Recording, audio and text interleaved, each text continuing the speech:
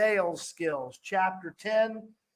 We talked on some of the initial components yesterday, establishing rapport, and we talked about qualifying the buyer and not the standard, what we think of qualifying the buyer. Are they capable? Rather, qualifying the buyer, digging into what their needs are, and can we truly serve them? So we're going to wrap up chapter 10 today, and I'd love to hear what you guys took away from the rest of this chapter. So let's go. What do you got? Can I start off? I want to test my stepping on each other right out of the gate. That makes me smile. Justin, we're coming to you first. All right. So there was a lot of really good stuff in this chapter, and I was behind yesterday, so I didn't have as much to say. But on page 245, it says, Chet says, my salespeople ask questions such as, what is your biggest marketing challenge? What would it be worth to you if this challenge was to be fixed forever? And what does it cost you to not fix this problem? And then the first sentence of the next chapter, when prospects think of it like that and learn that working with us can fix that challenge forever, they close the sale themselves. So I really got to thinking on that. And when I was at Keller Williams, my sponsor, who I like to think of as a friend, although he's been ducking me for a year or two now, Papa Chavez told me real estate sells itself. And I think that if you get the right person and the right mindset and the right property, there's not a whole lot that you need to do. But there are a couple of different jobs. And I think the real sales job is setting up their mindset. So one of the things that I'm going to do with this, I'm going to take that marketing word and change that to real estate. So that question, what's your biggest real estate challenge? And then the last thing I'm going to leave this with that I took away from this is the forever thing. The second bullet point, he says, forever. If we could change this forever, and if I fix that challenge forever, they close the sale themselves. So I think that forever piece, I'd like for this maybe not to be their forever home. Maybe it is, but maybe it's not. And I think the forever piece is the relationship with us would be the one key that could fix their real estate challenges forever. You're muted, Russ. I know. That was one of my challenges you were just talking about. So that's a good insight, I think, Justin, because if you can find that person, that perfect house, you have now the opportunity to begin talking about building their portfolio in the real estate world, which is where most people make their money. So that's a kind of an open door there that we haven't talked about. And what other kinds of challenges as a homeowner or prospective homeowner might they be running into that we could solve? I see so many real estate agents go, oh, I'm not going to do that. That's not my job. And yet, what if your job you really embraced was finding their challenge and helping them solve it? Whatever it could be. It's a cool way of looking at this and building a forever business rather than a transactional business. What else you guys have? You're leaning into one of the sections I really wanted to go deep on. What else you got?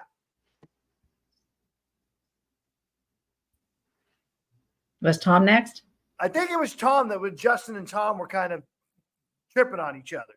Well, Tom's listening skills are not the best.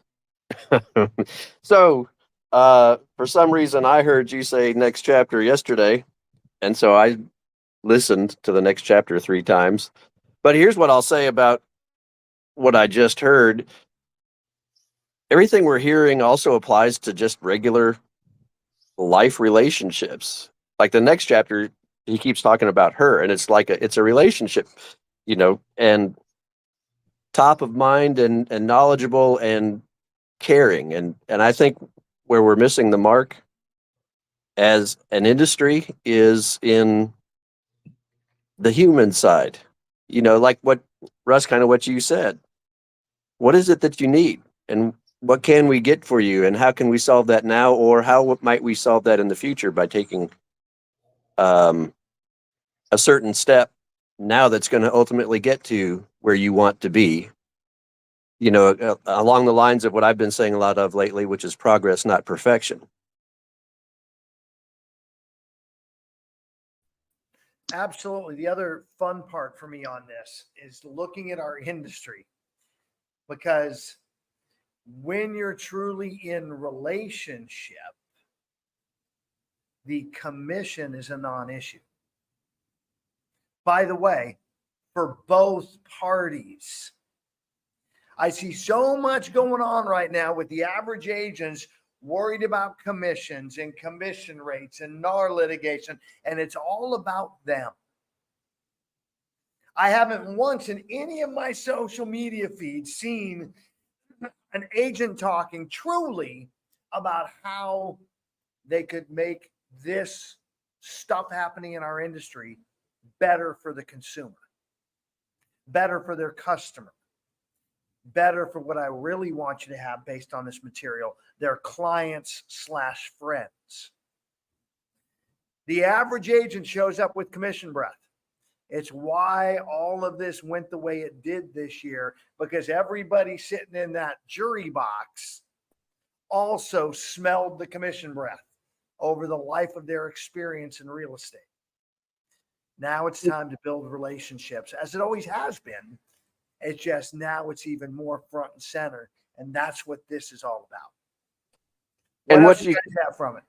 Well, one other thing that I want to add is that the other day I saw one thing area, which is the Austin Real Estate Alliance or something. Anyway, not an agent, but a potential seller had posted, "Hey, who wants to honor the new rules and list my house and all this stuff?" And so what I said to her was, "Hey, let's get together and have a discussion so we can understand what you're talking about exactly and what the effect is." But so many of the other agents were, "I'll do it.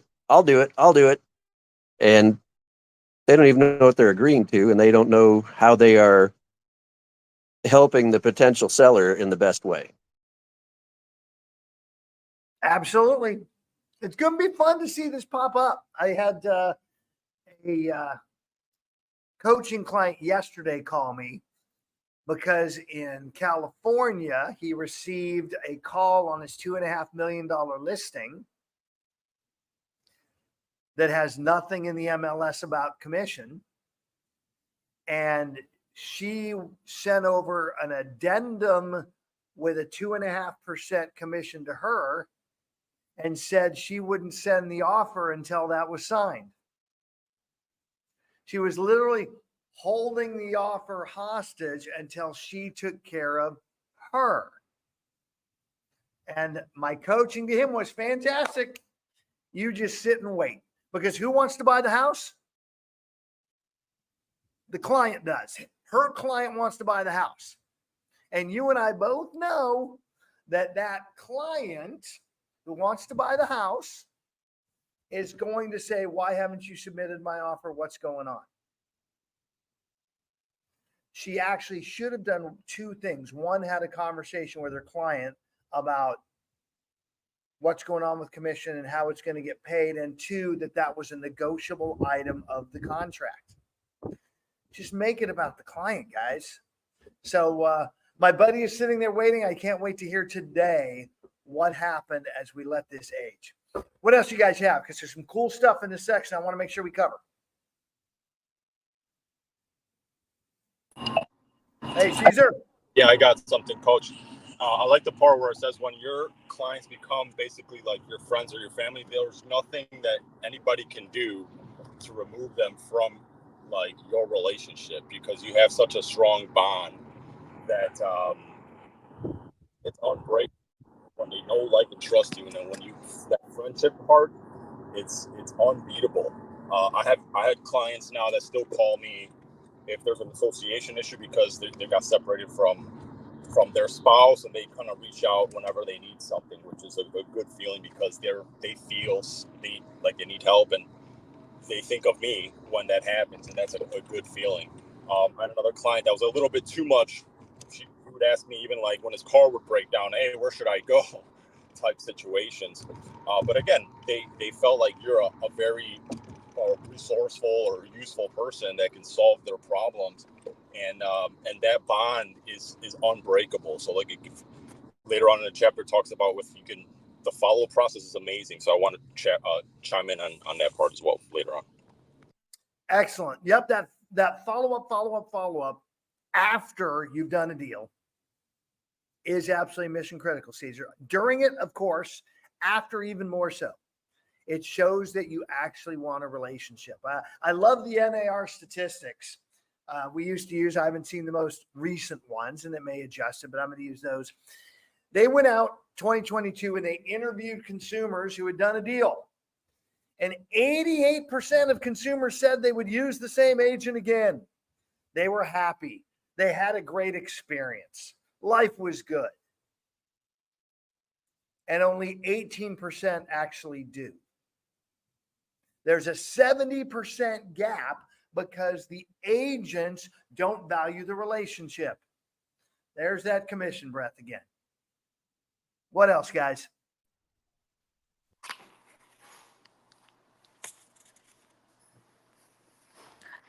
One of the things that I took away was he talks about enthusiasm being contagious. And I know a lot of times we touched on that a few times in the room about, whether you want to call it the energy or the vibe or, the temperature, right? We set that tone. And Coach, you mentioned that a few times to us, right? We need to drive the car. Yeah, it doesn't need to be about us, right? We're like the chauffeur taking the client where they want to go, right? What do you want to see? But we're in control of that temperature. So setting the tone. And so enthusiasm is contagious. And another thing I wrote down from one of the other chapters was if you want to be remembered, be unforgettable. I forgot how exactly he said it, right? But it's like, how do you continue to be remembered? Well, what do you do to be unforgettable? That goes along with the story about Spago when he took his clients there, and Wolfgang Puck came up to the table and said, "It's so good to see you." And he's still talking about it 20 years later because that was a standout moment. And, it goes all back to make people feel important, and they'll remember how they felt when they were with you more than what you said. So Absolutely. And Sure. it's those wonderful moments, those wonderful environments you create where they have an incredible experience, and then it's maintaining the relationship. Yep. I mean, how many of you go to Super Bowl parties almost every year? I'm seeing a few hands up. Who won the Super Bowl in 2020? And nobody knows. You were there, it was exciting, you had fun.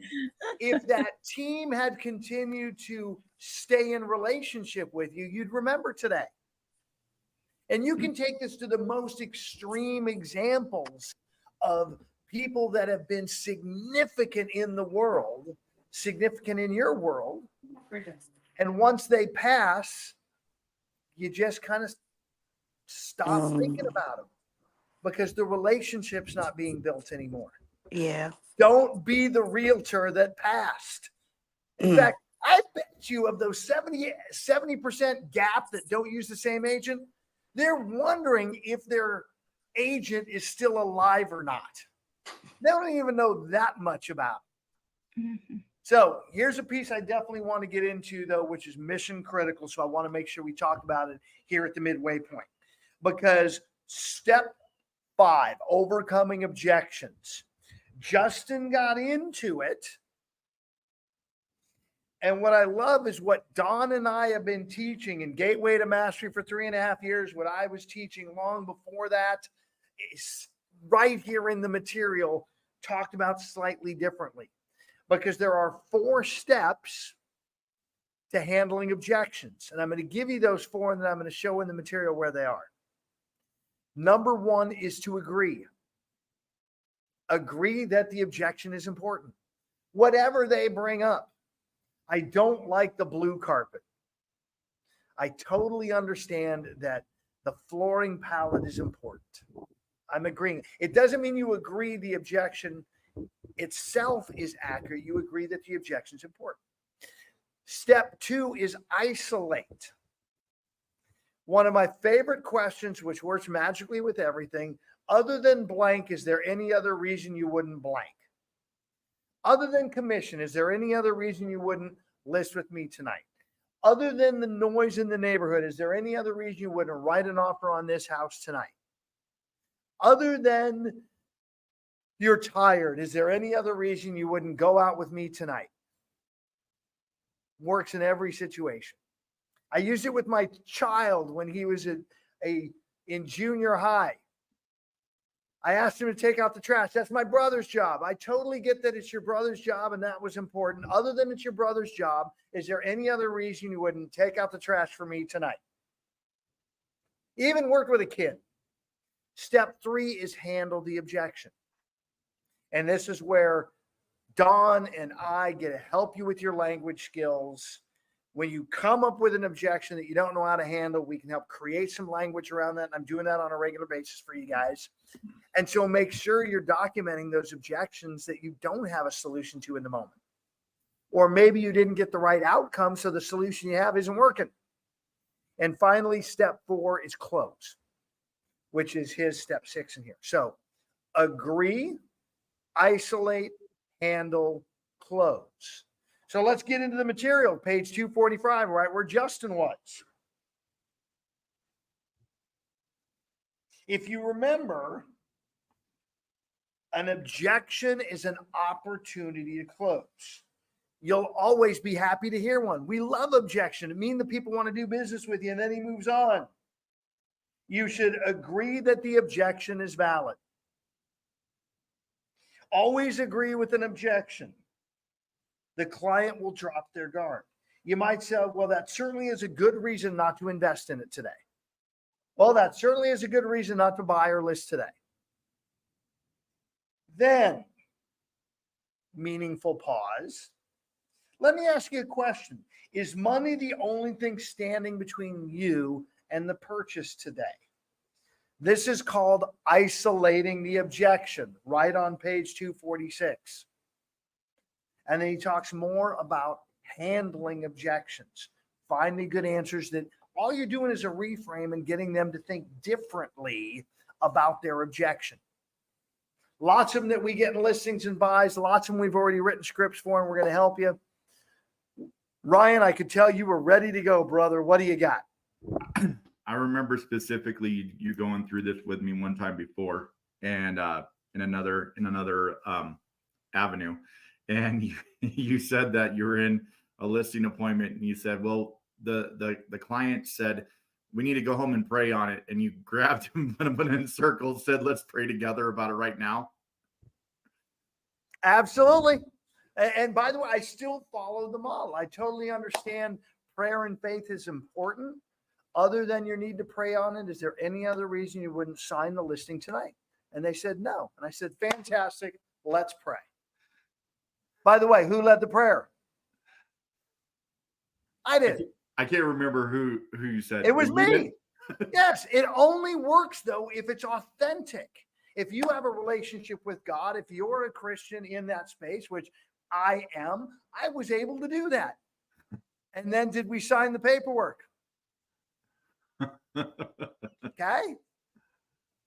The model works. Again, as long as it's authentic. What else you guys have?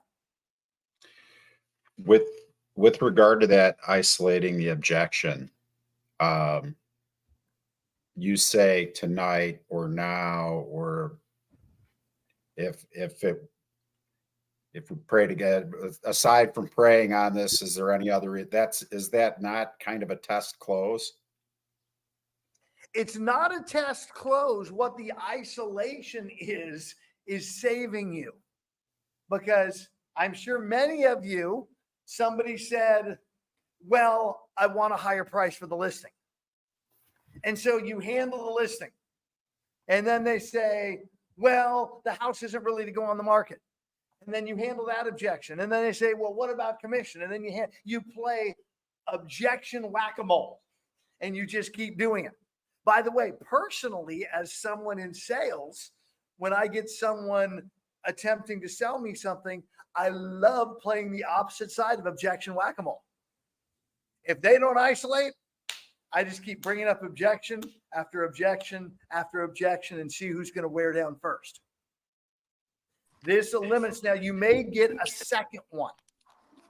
You know, hey, I want another price. I totally understand that price point's important to you, and getting money, the most money you can for your house, is important to you. Other than price, is there any other reason you wouldn't list with me tonight? Well, yeah, I also want to talk about commission. All right. So again, it's really back to the most money in your pocket, isn't it? Yes. And I totally understand commission is also a part of that. So other than the list price and other than the commission, is there any other reason you wouldn't list with me tonight? No. Perfect. I now can handle both of those in that order and then move forward. By the way, when they tell you there's no other objection and you handle those effectively with question-driven objection handlers, now how do they feel about bringing up another objection?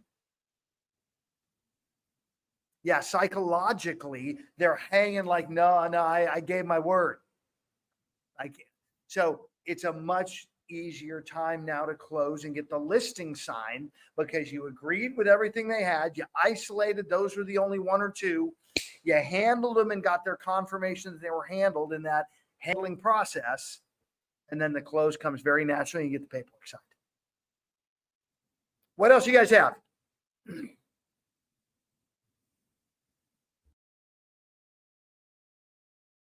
I think it's interesting. If you've ever watched like Grant Cardone, he's talking about, million and billion dollar transactions, and he handles the money objection with such enthusiasm. I mean, and it's so exaggerated. And when he does it, like I've interacted with him, and he's just so, I know it is a lot of money, but it makes sense or whatever it is. And he really does isolate it. So if you're thinking, man, it's not going to work for me, or if you're thinking maybe that's only real estate specific, it's really not. I mean, Russ, you gave some great examples, but when you see masters, people that are billionaires because they've earned it, you see that it really does work, and maybe that'll help you get over your doubts. Well, you're bringing a great point to it, though. It works with enthusiasm and joy. Yeah, I hear you want to talk about commission. I get that's important. Other than my commission, is there any other reason you wouldn't sign the listing today? Okay, totally different conversation. You got to be having fun with it. You got to be pumped up. You got to be excited that they brought it up, which is why he led with, and I mean this totally, the moment you get an objection, they want to do business with you. They're just testing you now. You should be flipping excited. I know many I've talked to have been in the same listing appointment I have, where I show up, I'm excited. We're just not a match. And so I go through, I ask my questions, I go through my listing process, I hit every button, and then at the end, you have any other questions? No? Well, what do you think about what we've covered so far today? Fine. You just get all these little one-word peppers at the end, and they have no. Do you have any questions for me tonight? Anything I presented that didn't make sense to you? No. You've already lost them. It's one that's just not going to come together. Shake hands, part as friends, move on. I love getting objections. What else do you guys have?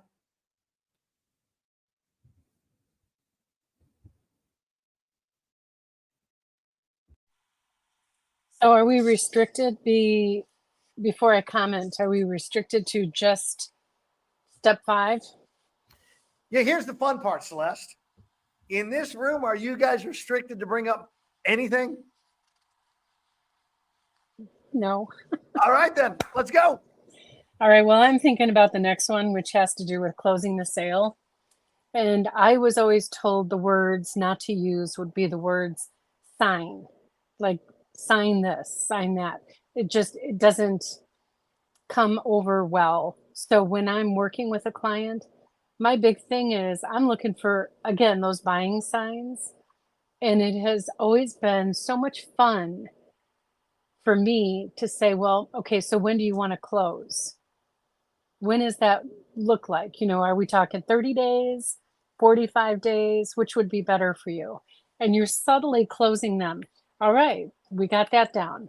Your financing, you're going to be putting down 20%, and they're, oh no, we decided we're only going to do 10. Okay, that works. But your focus should always be, as some sales guru said, always be closing.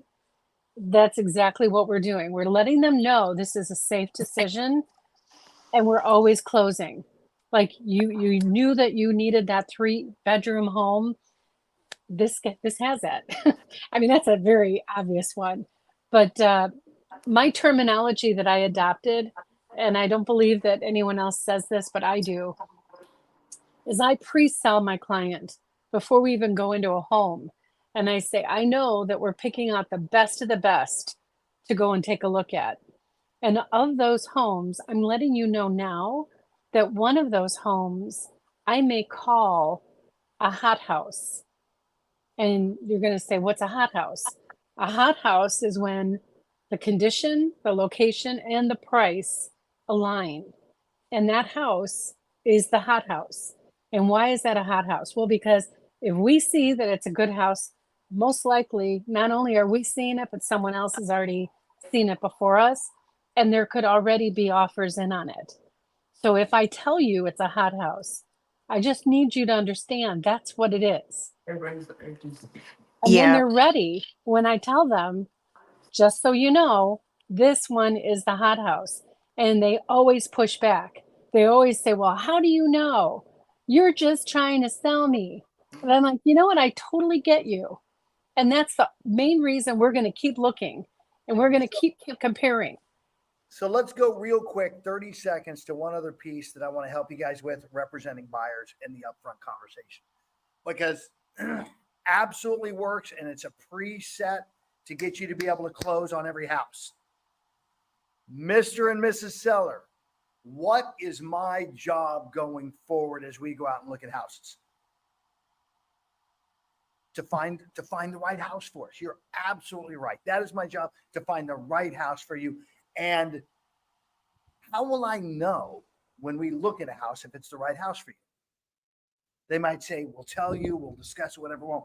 Well, here's one way I know I'll know. And that's if I ask you, do you want to write out an offer on this house today? So do I have your permission on every house we look at going forward, that when we're done, I don't care if you're like running out the door after 90 seconds, that I still have permission to ask, is this the house that you want to write an offer on today?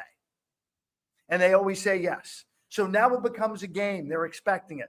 And there's one, you go in and the condition doesn't match the photos. It's a turd. They're in and out in 60 seconds. And out in the front lawn, you ask, hey, I got to ask, is this the house that you want to write an offer on today? And it makes it fun. And when the right one comes, they tell you. And you get to now ask on every one without any drunk monkey telling you it's a bad idea. So guys, it is Thursday.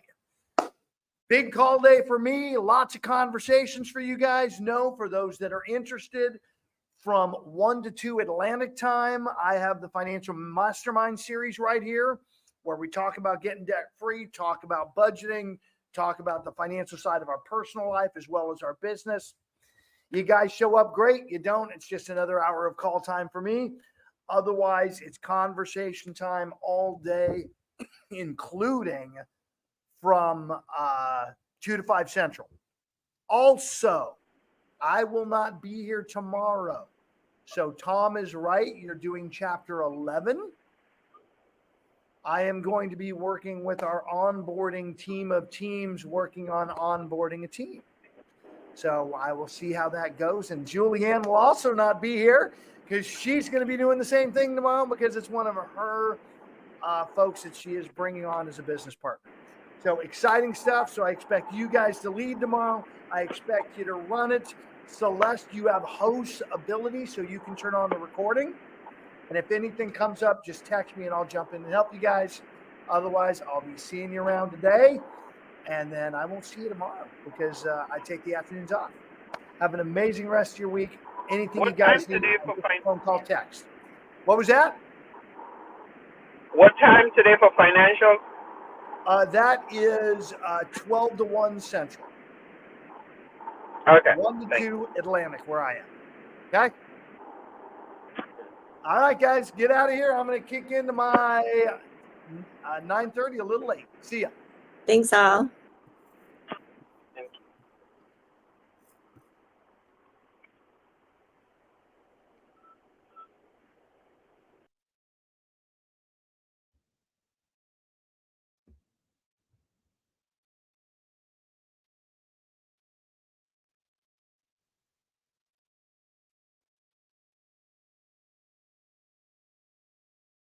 That's a rather annoying part of this. When I go to kick people, if people are leaving, the list changes. So by the time I click on one, they may not be here. I know Tom is currently not a part of this Happy Cloud family. And how about Matthew McClure? Is that a yes or a no new person? Okay. I'm going to try. Boom. And then there were 6. Good morning, everybody. Morning. All right. Thursday. Tomorrow, I will not see you guys because I will be working on onboarding a team here at EXP. So I've got a team of a dozen that is in the process of headed over.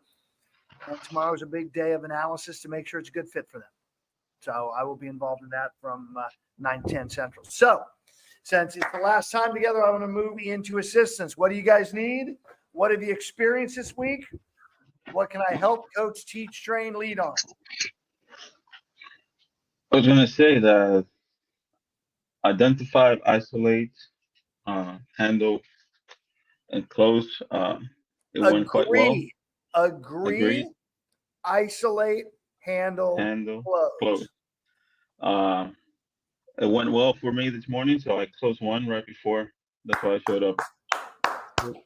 showed up late. So, and got them to schedule the onboarded today because of time restraint. I was actually when I was in this content, guys, and I was reading this piece that they use specifically. We could tweak it slightly. These questions out of the gate. What is your biggest challenge in real estate? 99% of the time, what do they say? Leads. I need leads. Fantastic. What would it be worth to you if this challenge could be fixed forever?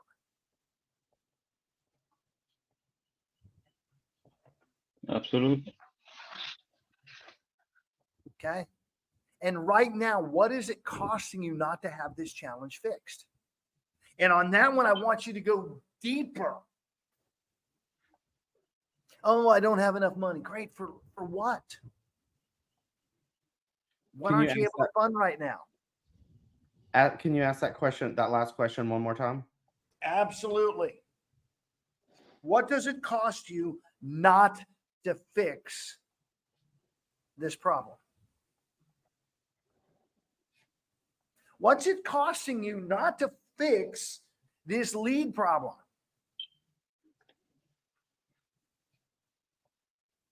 And then, Benny, dig deep, raise the pain, hurt them.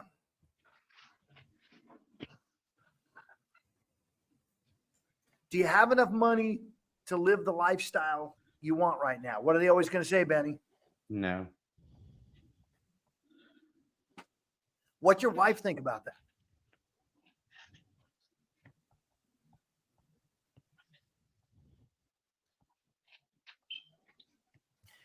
You told me you have 3 kids, man. 8, 10, and 13. And, Johnny, the oldest, 13. We're 5 years from college.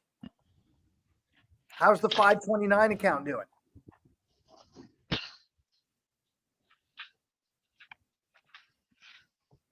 One of my favorite conversations that I would have in my bold rooms when I was doing the pain and pleasure exercise, and we got to the future pain piece, was this piece on diving into the 529. Hey, Benny, how smart is your 13-year-old son? Especially if it's a daughter, by the way. Takes How after smart is daddy. your 13-year-old daughter? Takes If after I'm talking daddy. to a dad and he's got a daughter, I will use the oldest daughter for this conversation. How smart is your 13-year-old daughter, Benny? And what do they always say? Well, for me, is she takes after her daddy. Not very smart. And do you really believe that about your daughter? No, my daughter is very smart. I believe she's very smart. And how old is she? She's 9.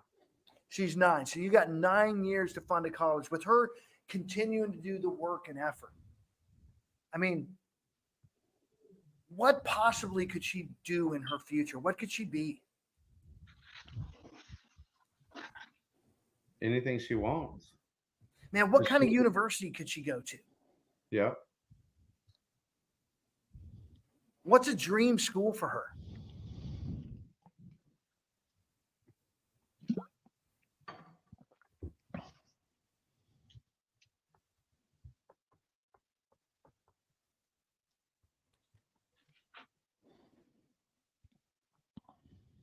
Let's just say Stanford. Awesome, man. Great school. Great school.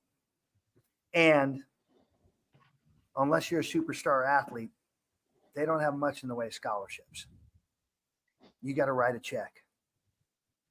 If you keep doing what you've been doing up to this point, will you have the $100,000 a year for Stanford?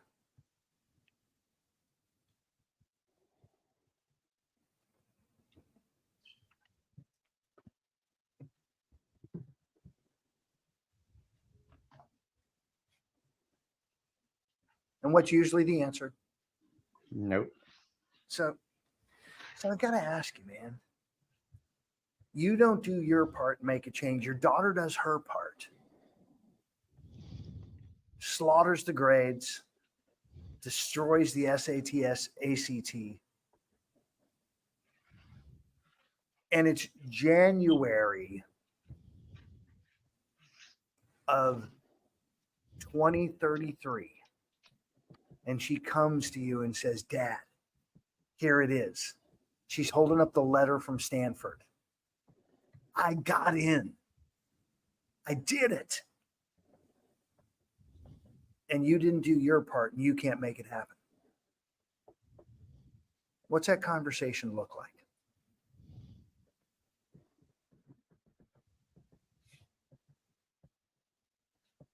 How does it make you feel?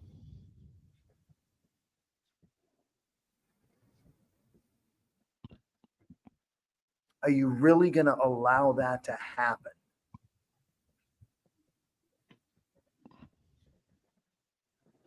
Andres is already crying about it, thinking about it. Mm-hmm. Okay. Which, by the way, is the objective. Logic makes you think, emotion makes you act. You get them into the emotion of the truth of their future. Here's the 4 quadrants, Andres. They're in a positive present. We move them into a present, a negative present. They don't have the money right now. We take them out to a negative future, funding their kids' college. And we stay there and go dark and tough and challenge them. You stay on this path. What's it going to be like? And now you can move to the positive future of you get some leads, you actually do the work, you follow the models, and you start converting at a higher level because you got good leads and good coaching. What's it look like now when all of that happens the same, where your daughter does her work, she gets in, and you've got a $500,000 sitting in a 529 because you've done your work the last 9 years, Benny. Now, what's that conversation like? Hell, where are you taking that little girl to dinner that night?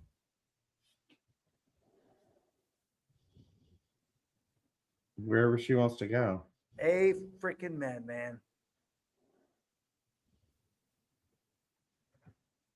So what do you think about starting to make that happen today and start leaning into some good leads and some good help?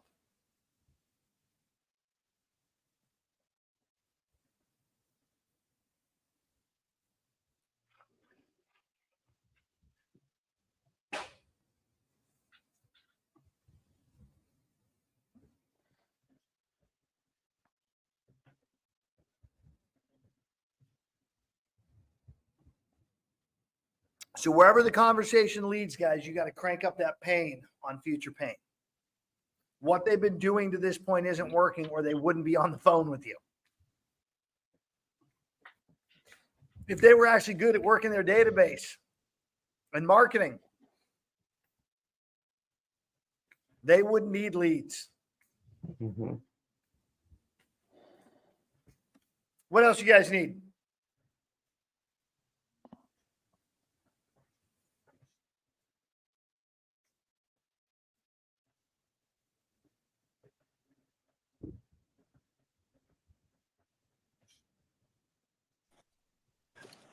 So one piece I wanted to add to I this, like because it side by side. We got what Sean's going to look like. He keeps not exercising and eating like he is. This is good. oh, you're talking about the baby. I was about to say. Yeah, I got you and the baby side by side. It's pretty adorable. What do you got, brother? Well, I was gonna say, I can't find it, but one book that you recommended to me, that has been a tremendous help in the specific words, in how to have those tough sound bites. Was that the coactive coaching? That's right, coactive coaching. It's down here. Where is it? It's down The here. baby's reading it. But yeah, coactive coaching. I forget who the author is, but one of the most practical books on those sound bites to push someone into possibly an uncomfortable area. Because I'm personally, when it comes to talking, a wuss. I have been. I have a tendency to be a wuss when talking, and that book really helped. That's that high eye, Sean. Your high eyes want to be liked, and they don't like going into uncomfortable places with other people. They'll go there, by the way, themselves. They'll be totally vulnerable. They'll share their darkest stuff. They just have trouble getting other people to share their darkest stuff. Yeah. So, yeah. All right. What else you guys got?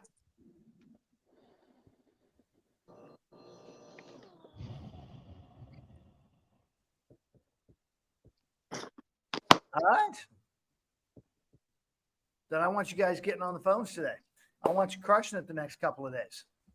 I want to come back Monday with Andres going, you know what? I'm following the model. I got more and more stuff in the pipeline, both on the real estate and the cloud side. I want to see Sean bring some more partners into this room. Benny got somebody that nibbling on his worm yesterday. I know that sounds weird. Totally wrong and inappropriate. Yeah, it pretty much does. Yeah. Hey, that's just how you guys are taking it. But True that. I think of sales like fishing. You don't always. My dad always used to say they don't call it catching; they call it fishing. There's so much more to it. So anyway, let's talk about the 1031 exchange ideas and strategies moving forward, Russ. I'm interested in obviously my investor mindset.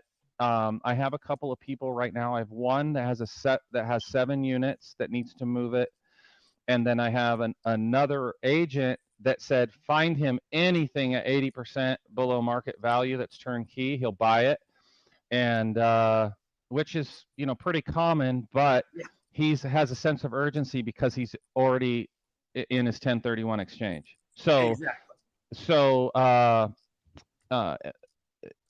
anyway, I just want to make sure that I'm in alignment with our overarching goals as a company, or maybe I can pick up some nuances with those conversations as well. So here's where I'm working on this, and we all could be getting help or helping me figure it out.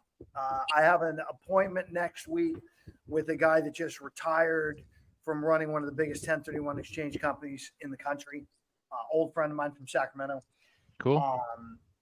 Because what I'm looking for, and it may be wrong, is building relationships with the 1031 exchangers.